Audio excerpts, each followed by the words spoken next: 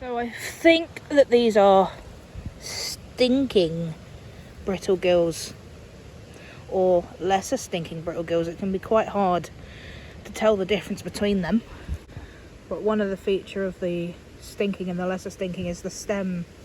It's kind of a bit hollow and a bit fibrous on the inside. So if I break the stem open, you can see the sort of hollowish compartments. And those mushrooms, they are mycorrhizal mushrooms, so they form a symbiotic relationship with things like oak and beech. There's birch here, but you can see there's some beech. They can be found with hazel as well. And you can see we've got some oak and we've got some hazel, so this is the right sort of environment for that mushroom. I'm not actually sure if this is an edible mushroom, but the members of the brittlegill family are genuinely considered a safe forageable family, just because while there are some that are toxic, none of them will kill you. They'll just give you sore tummy basically, and maybe make you sick. So for example, the geranium brittlegill, which looks quite similar to this but is more yellow, the beechwood sickener, things like that, will make you very sick. If you know you've got a russula, you can actually take a piece of it. You can actually put it in your mouth and chew it. Like that. So if you do that test, you've got to be sure that you've definitely got russula. But if you do that test and you get a sort of spicy taste, then you know it's not edible. And if you do that test and you just get a nice sort of mushroomy taste, then it probably is edible.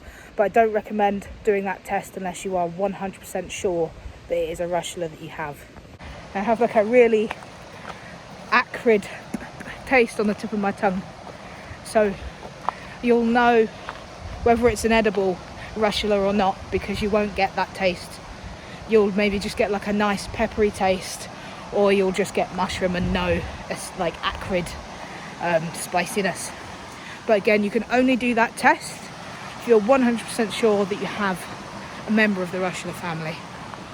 Not all mushrooms grow from the soil. Some of them will also grow from live and dead trees. And here we have a really fantastic example of a mushroom that grows on rotting wood. Amongst these hardwood logs, we have an entire colony of artist brackets. So this is a very, very common bracket fungus, and it's called the artist bracket. And just like the canvas of an artist, you can actually draw images on the underside of the pores. A really, really good way of distinguishing this mushroom from other bracket fungi which look quite similar is actually the colour of the spores. So you can see they release these sort of almost cinnamon-like looking spores that create a dusting on the logs and on the caps of the other mushrooms that are below them. And that dusting is very sugary and is edible, but again, you should never ever eat something unless you're 100% sure that you know what it is. What plant is that? That is greater plantain. So it's the same sort of family as the ribwort plantain. Their uses are pretty much interchangeable. Yes, that's greater plantain. And you can actually eat the flowers of these. You can use these and make them into a bread. And the very, very small young leaves, if I can find one, the very small young leaves, you can eat them raw as a salad green. There you go, there's one.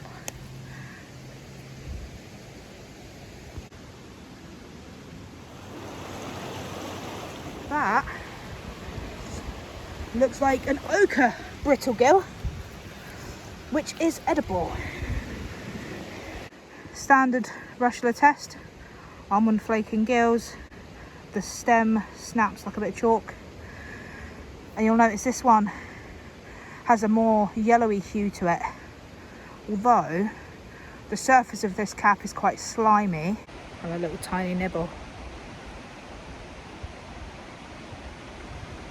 So there's no acrid taste from that at all, so I'm going to say that's either the swamp brittle gill or the ochre brittle gill. The only reason I think it could be the swamp is because of the slimy texture. But that is an edible mushroom. Can you spot it? Ta-da! So this little guy is a red cracking bolete, and it actually gets its name from the way that the cap has this sort of cracking texture on the top, and it does have a kind of reddish tinge to the stem as well. And if you actually look at it, you can see it's got these kind of yellowy pores on the underneath. Now, obviously characteristics of the boletus mushrooms is that they have pores instead of gills. This is also an edible mushroom, but it's not really a choice edible. And if you are new to foraging, the general rule is that you stay away from boletus mushrooms that are not rooted in the ground. So for example, this one came out of the ground, but if they're not rooted in soil and they have any red on them anywhere, then generally it's recommended that you don't try and eat them. You do miss out on some good edible mushrooms that way, but a lot of the poisonous species, like the devil's bolete for example, which is toxic, has red. So you must just make sure that you learn them and get familiar with them before you go eating anything. But if you are going to harvest some boletus mushrooms, then go for mushrooms that are well rooted in soil and don't have any red on them at all, because yes, you'll miss out on some good edibles, but it keeps you safe, because red is a sign of toxicity. Very, very cool mushroom. Hannah is the absolute mushroom spotter, because I just walked past like 3. One where, one there, yeah. There, one there, Yeah. one there, there's one there. There's so many. There's one there. That looks like another charcoal burner there that's been munched by something. Okay, so this one, this is the blackening brittle gill. As you can see, it has its brittle gills. They flake when you run your fingers across them. This is obviously really, really old specimen, but the characteristic of this mushroom is obviously the blackening, which is how it gets its name. Gills, flaky gills.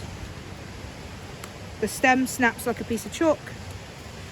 And this is a really dried out specimen, but you can generally see that you can remove the surface of the cap without really damaging the flesh of the gills. But this is quite old and quite dried out.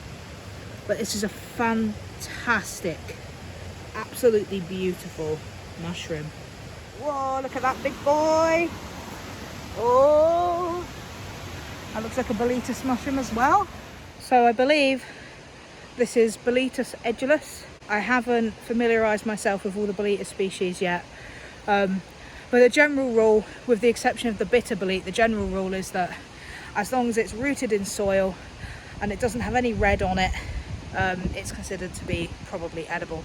But again, you do get ones like the bitter bolete which are not edible. I believe that this one is. I'm confident enough to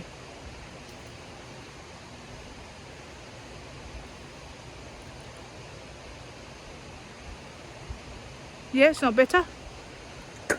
So, but again, don't go putting any wild mushrooms in your mouth if you're not 100% sure what they are, because over there we just spotted a panther cap, and if you did that to a panther cap, then you're probably gonna die. So yeah, just have this video for your viewing pleasure.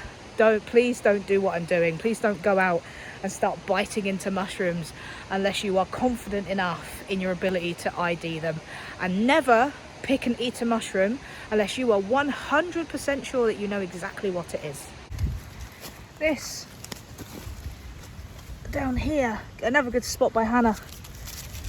Looks like a rashida as well.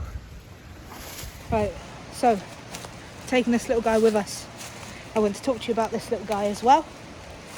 And Hannah has the charcoal burner and the Boletus edulis. I think it's Boletus edulis. So we're going to take those down to the water's edge so we can get out of this forest and have a little chat about some of these mushrooms and get ourselves down to the water. Down here we have a species of milkcap.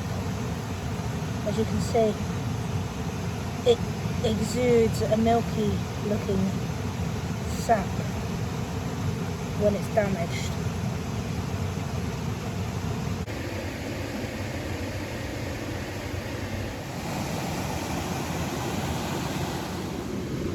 This is what we've brought to the river to take a look at.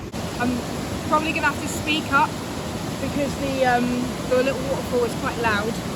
So the first lot of mushrooms that we saw were, I think, the lesser stinking brittle gills.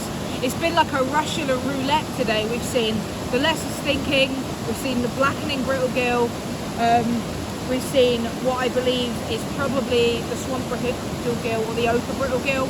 It's quite hard for me to tell the two apart. So we've seen some edible and some poisonous. We've seen some edible ones, we've seen some ones that will make you sick. And this one, I actually broke it by accident. This is a really good example of a brittle gill or russula that will make you sick. So I believe that this is sickener. They can usually be a lot redder than this. But basically, again, you can do the test. The stem snaps like a bit of chalk. The gills are brittle and they flake like almonds when you touch them. You see that? The gills flake like almonds. And again, you can peel off that cap surface. See that? You can just peel the cap really easily. Now, I'm not going to put this in my mouth and do the test, because I already know that this is going to make me feel quite sick. But that's like one example. So not only have we seen this that will make you ill, we've also seen the panther cap, which is deadly poisonous. So again, don't go putting mushrooms in your mouth or doing anything like that unless you are confident in your ability to ID the different families. So the panther cap is a member of the Amanita family, and many Amanitas are poisonous. Not all of them, but a lot of them are deadly poisonous. Characteristics of the Amanita will be an egg sac or a sort of bulbous vulva at the base of the stem. The stems, they often have a ring or a skirt on them, and they have warts, which is like the remnant of the universal veil actually on the surface of the mushroom. Well, the warts can wash off, and we have just had a heavy storm. Storm Flourish just came through, so a lot of the Amanita species that are out and fruiting will probably have their warts washed off, so you've just got to be really careful. Now this is also a member of the russula family. This is the charcoal burner, or what's left of it. And again, the stem snaps like a bit of chalk, and you can peel the cap away again, so it passes the test. But the charcoal burner, you can see the gills, they're not actually as brittle as you would expect from a member of the brittle gill family. So that is a really good way to basically see that even, you know, even different genuses of mushroom that are characterized by all these features, there can always be an exception to the rule. And in this case, the exception to the rule is a good thing, because it means we've got a charcoal burner. This would be edible. We're not going to take that home and eat it though. But obviously, the exception to the rule can also count for mushrooms that are dangerous. So if you are a beginner like me and you're just learning mushrooms and you're sort of getting used to it and building your confidence, please, please, please be careful. Please don't take any mushrooms home and eat them unless you are 100% sure that you know exactly what it is. And if you don't know, ask the forager. There's two mushrooms that I know. This one, I think this is edible because it's a Boletus mushroom. It was rooted in soil and it has no red on it, on the gills, on the stem, anything like that. I believe this is Boletus edulis. Some people think that you should give them a little tap before you pick them to help with spore dispersal, so that you get more fruiting bodies for next year. But that's not necessarily true, because you have to remember that this is the fruiting body of a fungus. So mushrooms are fungi, but not all fungi are mushrooms. So yeah, you can give it a tap and help with spore dispersal if you want to, but again, this is the fruiting body of a mycelial network that is already present, so it's highly likely that you're going to get more fruiting bodies there next year anyway. So we've seen so many different species of mushrooms. I can't even remember all the species we've seen. But yeah, some edible, some poisonous, some deadly, some blackening, really, really cool stuff. So I hope that you guys enjoyed this. This was a really, really spontaneous video. We had no intention of filming today, but there's just so many things to share with you guys. So I hope that you guys enjoyed. I am not an expert at mushrooms. I'm still learning, and this is basically me sharing my learning process with you. So if I make a mistake, make sure that you get in that comment section and let me know, because knowledge is power and sharing is caring. Hannah is obsessed. She's seeing mushrooms like every 2 minutes. She's like, Jess, mushroom. So I'm gonna call this video here, and I'm gonna help Hannah identify a couple of mushrooms. But if you like what you see and would like to see more videos from me and Hannah, then make sure you like, subscribe, leave a comment down below, and yeah, perhaps we'll come out and we'll do a survival challenge and we'll eat some of them, see what happens. But yeah, thanks again for watching, and we'll see you in the woods. Bye guys.